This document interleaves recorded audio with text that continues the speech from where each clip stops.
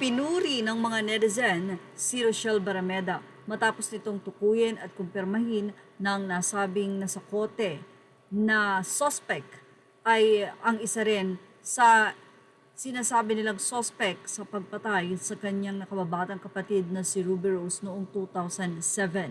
Ito ay kinumpirma ni Rochelle Barameda at sana nga daw ang hustisya ay makamit na nila. Mula sa naging post ni Rochelle Barameda sa kanyang Facebook page, sinabi niyang taos-pusong nakikiramay sa pamilyang Paskaran.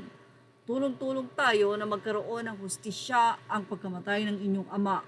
Masasabi ko na maswerte pa rin sila dahil nadakip agad ang mastermind sa pagpatay sa mahal nila sa buhay. Tulad ng sinabi ko sa kanila kagabi, noong una hindi ko maintindihan bakit to nangyayari sa pamilya namin. Habang lumilipas sa mga araw, siguro si Ruby Rose ang nagbuwis ng buhay para mahinto ang kanilang kasamaan, para mabigyan din ng hustisya ang iba pa nilang biktima na walang kalaban-laban.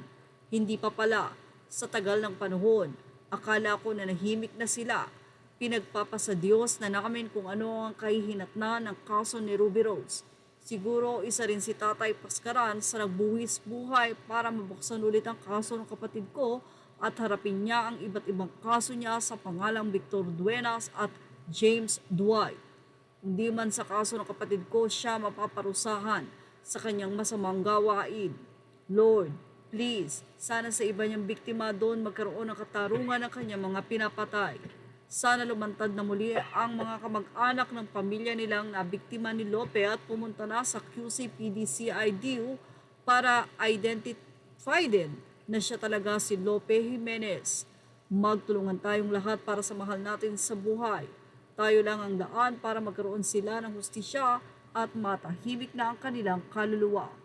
Samantala, maraming mga netizen ngayon ang nakikisimpatya at sinabi na sana nga ay magkaroon na ng justice ang pagpanaw ni Ruby Rose Barameda. 18 years mula nang ito ay mapabalita na nawala na, natagpuan after 2 years, pero ganun pa man ay at large pa rin ang sinasabi nga pong mga sangkot dito. Kaya naman nananawagan ang marami. At si Rochelle sa mga naging biktima pa. Sinang ilang netizen dapat pa DNA yan, siguradong wala siyang lusot. Nasa passport, totoong name, tatanggi pa ba talaga? Heist. Drum-drum na naman yan, ang signature nyo, ang drum. Marami siyang nabiktima ayon sa mapagkakatiwalaang tao na dating kasama niya na kukuha nga lang sa areglo. Ngayon nagtagumpay ang mga nakahuli kay Lopez Jimenez.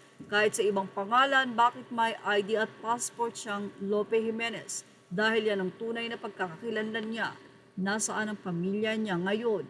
Hindi ba naghahanap o nakita na rin sa news na nahuli siya? Ito na marahil ang katapusan ng kanyang kasamaan, pagpatay at pangluloko sa kapwa. God's work in mysterious ways. Salamat Panginoon sa pagkakahuli kay Lopez Jimenez.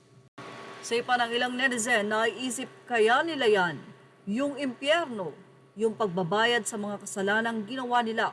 Siguro hindi na din kung kinakaya nilang matulog ng mahimbing kahit may mga pinatay o winalangya. I think wala na talagang sinasanto.